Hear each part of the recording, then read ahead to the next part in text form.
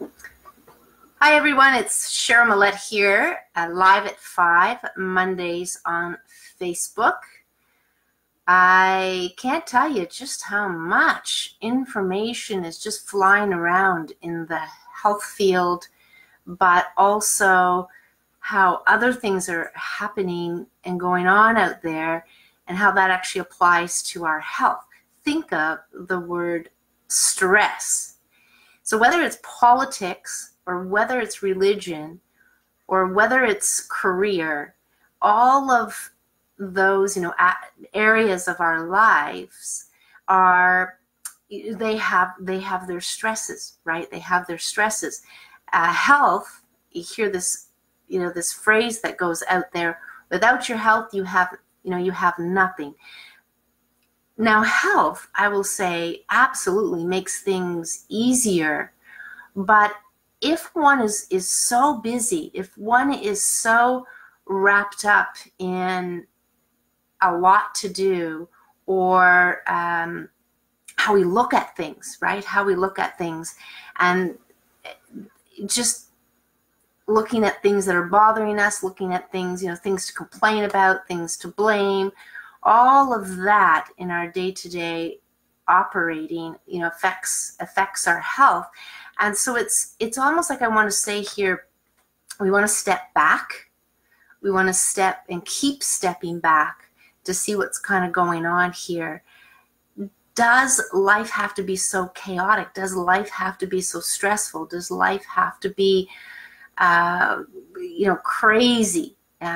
No, I'm going to say it doesn't have to be. That's partially of the choice, but it's also for a lot of us at different times in our lives, or earlier, or now even, we just weren't given the tools or the understanding of how all of that works.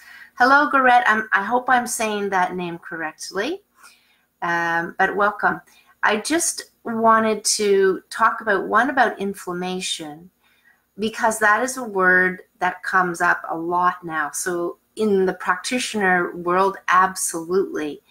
I'm always thinking that sometimes what we're hearing in the health world or practitioner world is not always what the public is hearing. For instance, I'll give you an example with my daughter. Now, she's a teenager, mind you, but when I said to her, there's this phrase that has been spoken out there, and she had never heard of it. She had never heard of it. And it dawned on me that there may be things that are being communicated, but depending on what you watch, who you listen to, what you're into, you may have no idea what is going on at certain levels. Things might be popular for decades before you find out about it. But here's what I want to say about that even, is that sometimes there's cycles. For the book that I finished a few months ago, even in there, the crux of the book is actually to communicate to everyone, or anybody who reads it, what is the root causes of disease, of all diseases. And inflammation comes in as a part of that. So let me explain how that is. So if the body is working, let's say, not in balance, inflammation is one of those things that it's part of every condition, every fever, every irritation, every, comes from irritation, sickness. But let's just frame it as in all diseases. So inflammation, you think of colitis even, that's actually a term that was used earlier, is called colonitis, inflammation in the colon. See, nothing fancy, inflammation in the colon. Then you have esophagitis, inflammation in the esophagus. You see how the labeling, I'm just being able to identify, but if there's if the esophagus has been irritated, it usually gets inflamed. Why is it irritated? It could be irritated from acid. It could be irritated from certain foods, toxicity, drinking things too hot even. It's not a good idea to swallow things that are hotter or too much hotter than your body temperature.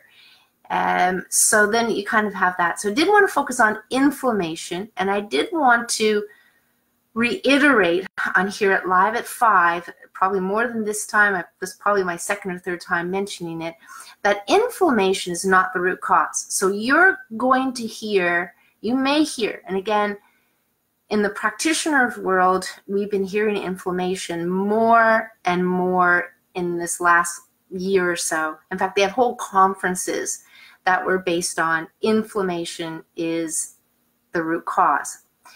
And I want to tell you that it isn't the root cause. This is how I would give you an example. Inflammation, if you fall and you trip and you bang your knee and the knee swells up, and they'll say, "We've got it's inflamed.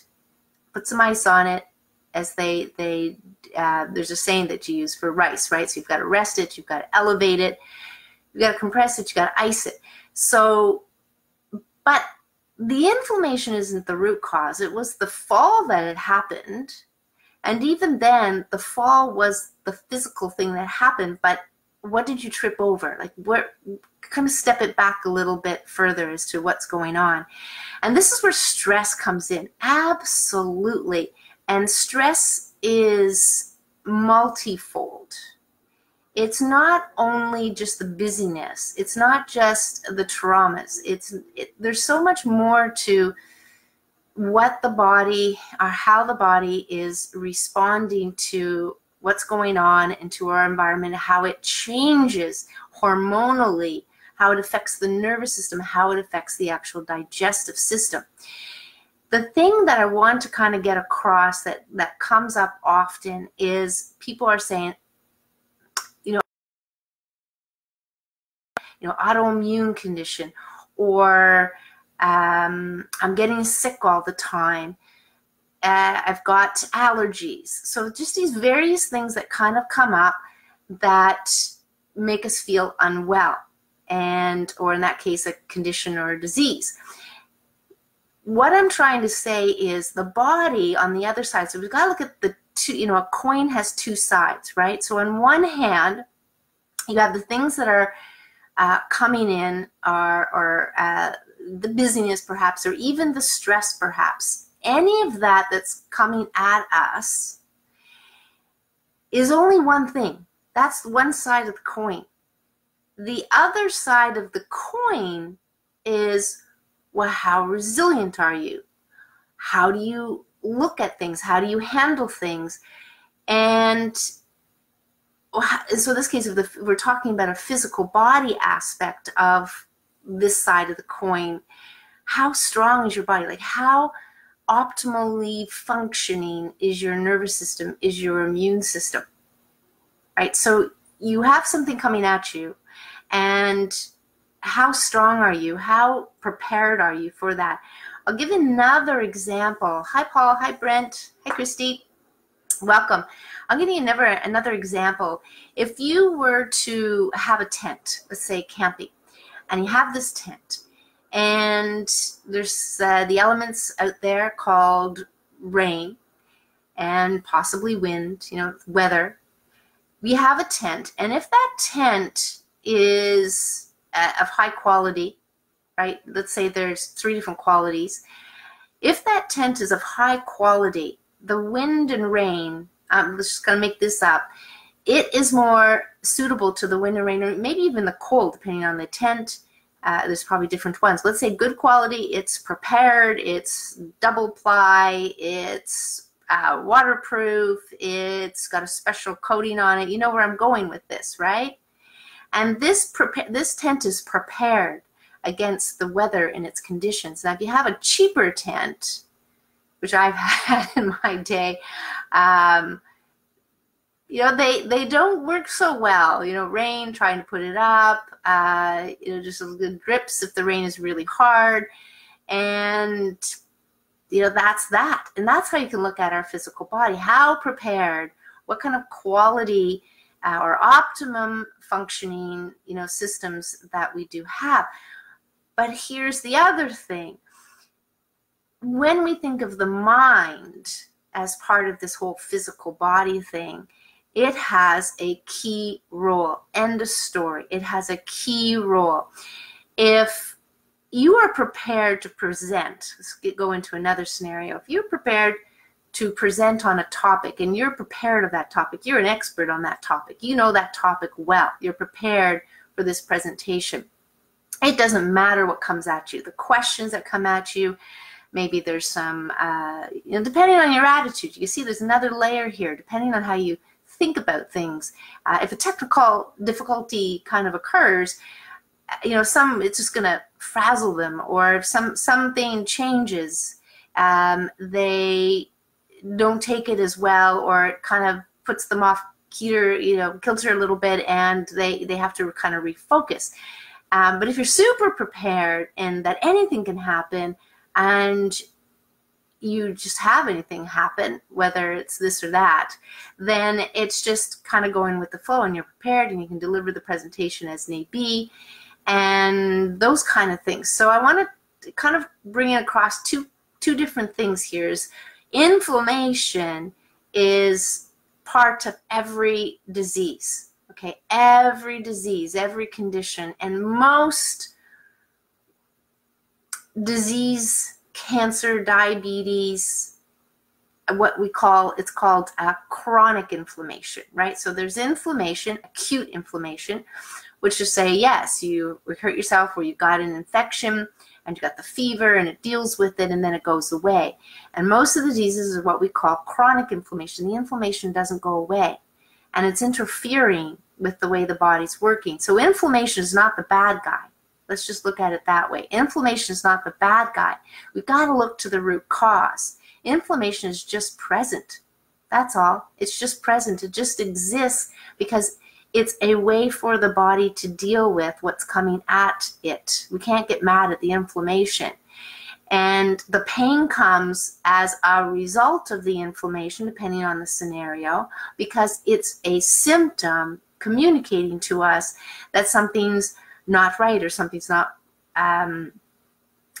something's going on. Like if you break your leg, heaven forbid, I don't want anybody to break bones here, but there is that pain that happens that alerts you to something is wrong, and you don't try to get up or stuff like that.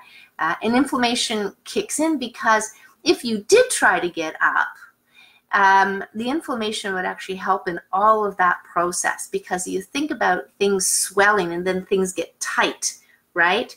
And whether that means you cannot move, or whether that means that it at least allows you to, feel a little bit more secure, solid in that area. But you got to bring it down eventually. Otherwise, we stay in the chronic inflammation, and we have the disease and all the symptoms that come from it.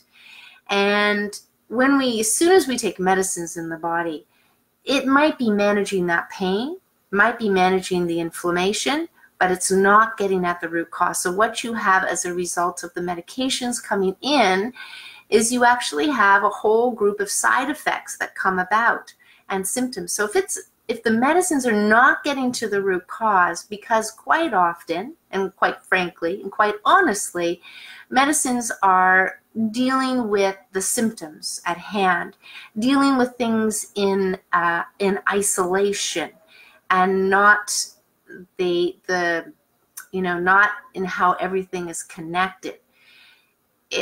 There's so many things that we look at that we try to look at it in isolation. And really, when it comes to the physical body, maybe other things is just fine. You look at your bike and your chain's not working, so you fix your chain.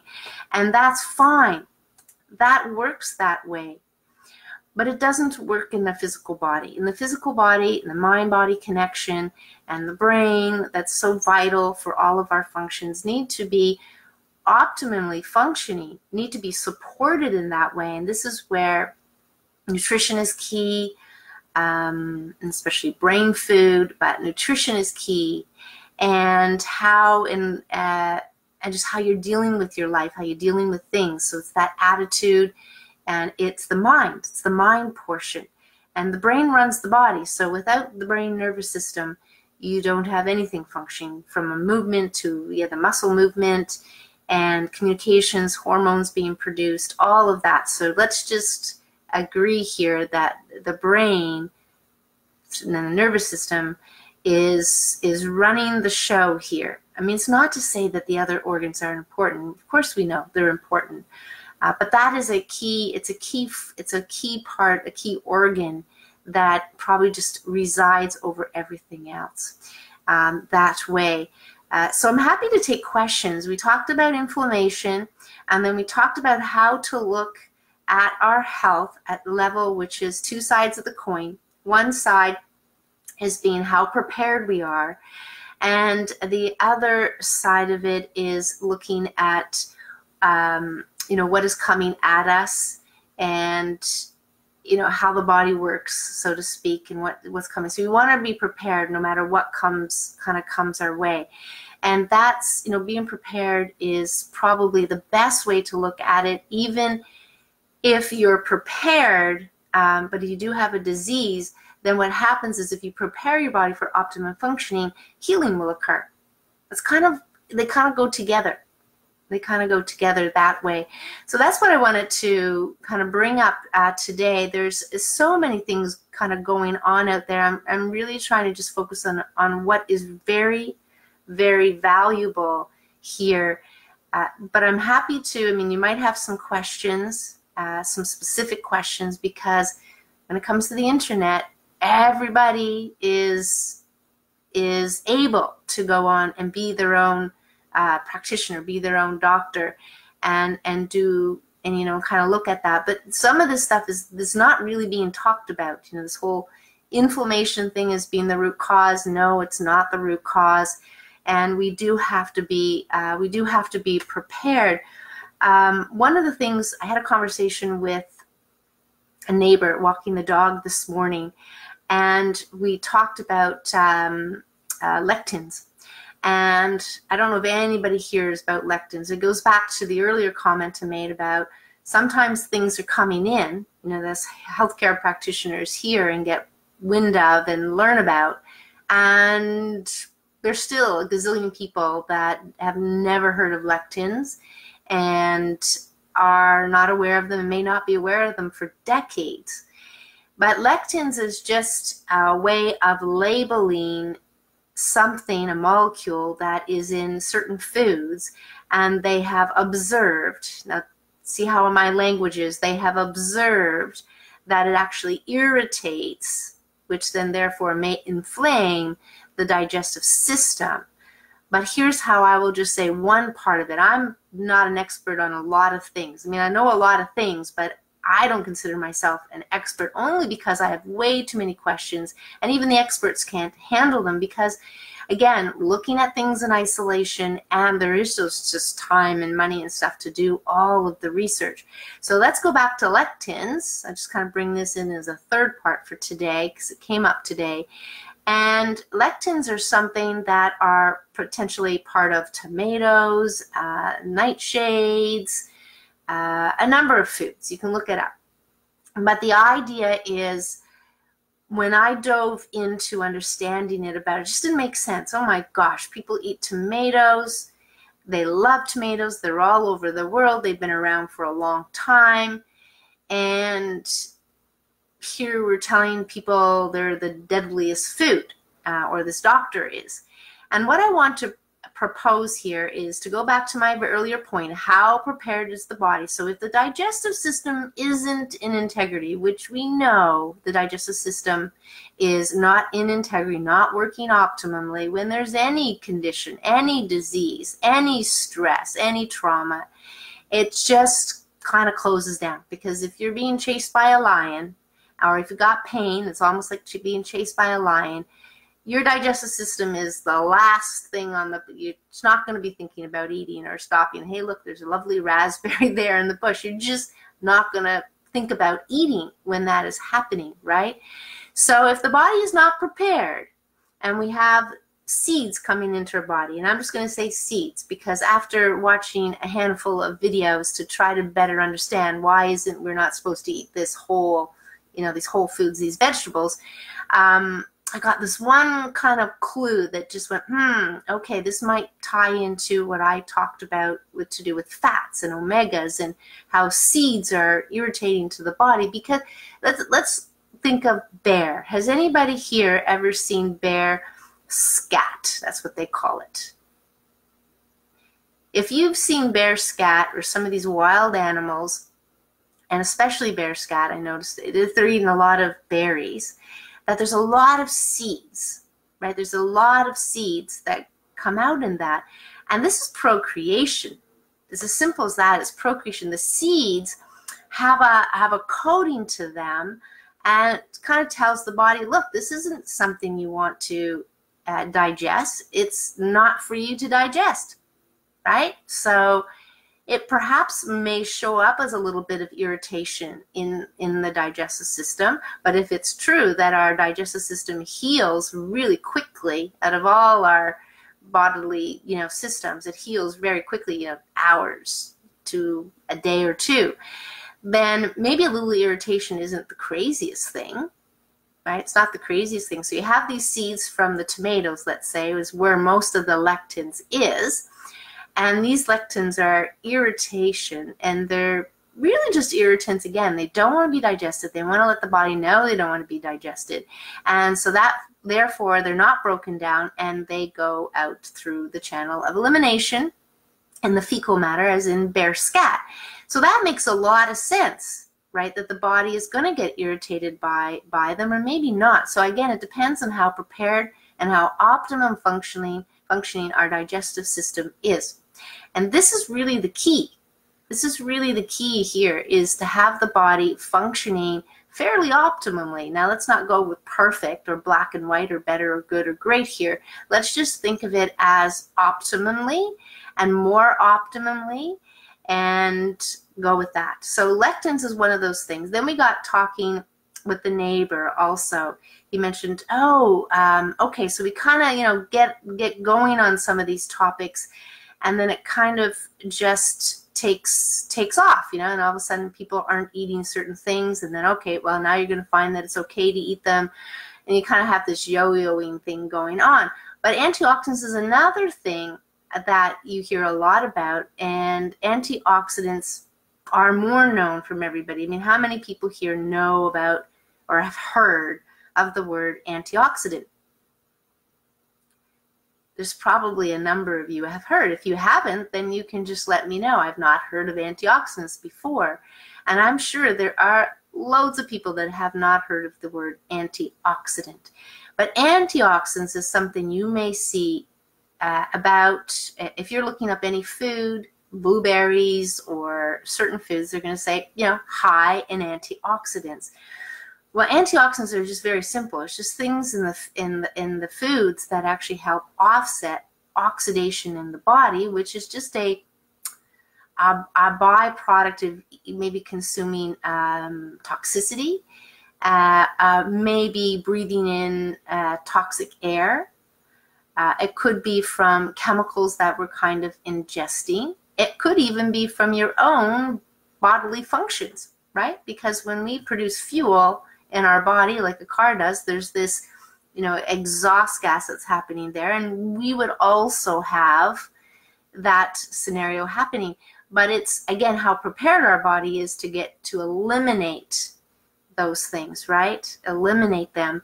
And this is why I can't stress enough that really what we should be focusing on is the simple foundational things that are going to prepare our body, but that we both have to consider the mind and how the mind plays a huge role in our health. The physical body and the body, that would be both the exercise, the balance that you're doing with your physical movements during the day, whether it's sitting, standing, walking, doing what you love to do, physically activity, and then the nutrition that goes into your body. We can keep it as very simple as that, but the mind would encompass how you deal with stress, what is going through your mind, the chaos, your thoughts, your attitude, all of those things, and how that affects the body. But I really believe, and I do this a lot with the clients and doing consultations, that people should understand at a simple level, not complex level, how the body works. Because once you know how the body works at a very simple level, then you can work with it in 1 or 2 or 3 steps, and just move in that direction. We don't have to make it complicated and too much. It's just going to be a lot of stress. But the question I kind of ask people too is why you don't do what you think you should be doing. And there are answers to all of that. Sometimes it's mine. Sometimes it's just the bloody time it would take to do all the things you're hearing about to be healthy. Nobody can do all of the things that are being tooted out there as being healthy. People are working 9 to 10 hours. Well, let's say 8 hours, and then traveling an hour or so work. And if you just put that in there, and then there's family commitment, friends, and that is like, oh, okay. So in working with clients, is really trying to put that all together for them. And sometimes it absolutely means change, whether it's changing the mind, changing some habits, but you got to start somewhere, right? Got to start somewhere. So that's why I'm going to say it again. I've heard from a couple of people. I do a 15-minute complimentary phone call with people. I just do it phone call, not in person. Just keep some boundaries around time and stuff like that. But happy to hear what's going on, and then I can share with you some things. And yeah, that's a short period of time. Probably not going to be able to address everything, but that's where I prefer to work with people, and to knowing exactly what's going on, and working with that, not making it a lengthy process or 12-week program or anything like that. But we need to support each other here. We need to work together. Work together. So I'm going to wrap it up. I want to thank everybody for coming on, Jay and Rudy and Remy's, if I'm saying that, probably Tracy and Annette. I hope some of this made sense to you, and if you came on a bit later, then you can play the earlier part, because some of these things are just, just foundational, very foundational, and it's not something that even practitioners may want you to know. To tell you the truth, they may not want you to explain why things are doing what they're doing, or how things work or going on. They don't want to bring that into the equation. They want to guide you, of course, with all the best interests, and just do this and do that. But for me, I'd rather teach you how to fish than just give you the fish. It's much easier, I think, on everybody, that you kind of understand and know things. And to me, that's that's part of being prepared, is that you understand, and that you do have somebody, teachers or guides or something, that are going to be able to answer your questions. You can explore yourself as well and kind of put it together and kind of see that way. But yes, please go back, and if you're just coming on board, there's a lovely mosquito joining me here. Listen, how many people here detest, I'll say it that way, mosquitoes? Like, how many people here actually do not like mosquitoes? If there's a mosquito around, they just want to kill it. You want to not get bit. Getting bit means you're going to have this itchy spot, this puffy red spot. How many here people, I'm going to give you something that a native shared with me. So is there anybody here who loves mosquitoes? Anybody here loves mosquitoes? Just say yes. Now, I don't know if it's handy for you to get on your phone. You might be watching it by driving. But is there anybody here that loves mosquitoes? I haven't found one person that loves mosquitoes, but I'm going to share this with you. I can see that in my eye here. Mosquitoes, what the native had said to me is, and this is so wise. I'm not saying why didn't I think of it, but the idea is that mosquitoes are nature's inoculators. Another way to look at it is nature's vaccine, right? So the mosquitoes are picking up things in the environment. It has to be in the environment. And when they pick up the things that they do pick up in the environment, even from maybe one body to the next or something, and they have it. So when they bite us, it might not just be the mosquito, it might be actually other bugs. They actually are inoculating a bit of the let's say the substances, and then you might have heard about malaria, which can be transferred by mosquitoes, and that people in that area can be immune to malaria. Right, so that story kind of ties in here. And so mosquitoes, so just a different appreciation. It doesn't mean if you're attracting mosquitoes that you need to be inoculated, and it doesn't mean that you want to just go outside when all the mosquitoes are there and get bitten crazily. It doesn't mean that at all. But I hope it's just an appreciation. Hey, Annette, I hope it's just an appreciation here of mosquitoes. But now our minds can get thinking, oh my gosh, maybe there's other ways to look at other things and how they can help. But it's, again, just keeping open to what kind of exists out there and what might be really happening. And that is, that's how I'll end today live at 5. Mondays, I will put a link down below if I can find some information that might be helpful. Otherwise, I do post these on YouTube, and I would think it was much easier on the YouTube channel. I'll remember to put my link down below, and then you can see some past videos if you want. But we're getting on to 5:30, and I did want to make it that short. Of course, there is a ton of things to talk about, but I keep coming back to trying to get the foundational things here. And I think inflammation and the root cause of all disease is very key. And just always being mindful, things are happening to you for a reason, and that the body being prepared is by far a piece of the equation, and that both mind and body have a play on how prepared the body is for things that come at us. So it's important to, I think, keep things in perspective. And when you see a mosquito next, just acknowledge that it may have a role. I can see it buzzing around here. It may have more of a role or a different role than just being a bug. So I want to wish everybody a healthy week.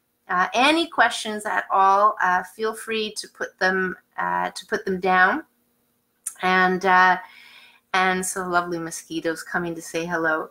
Yeah, you just wanted me to remind everybody.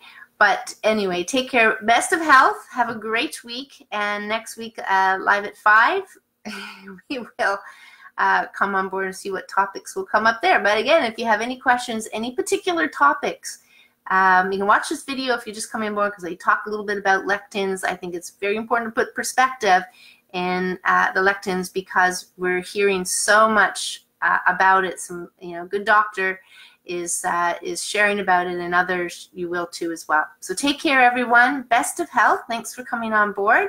And yeah, this lovely mosquito should go back outside. Take care, everyone. Bye for now. Enjoy your week.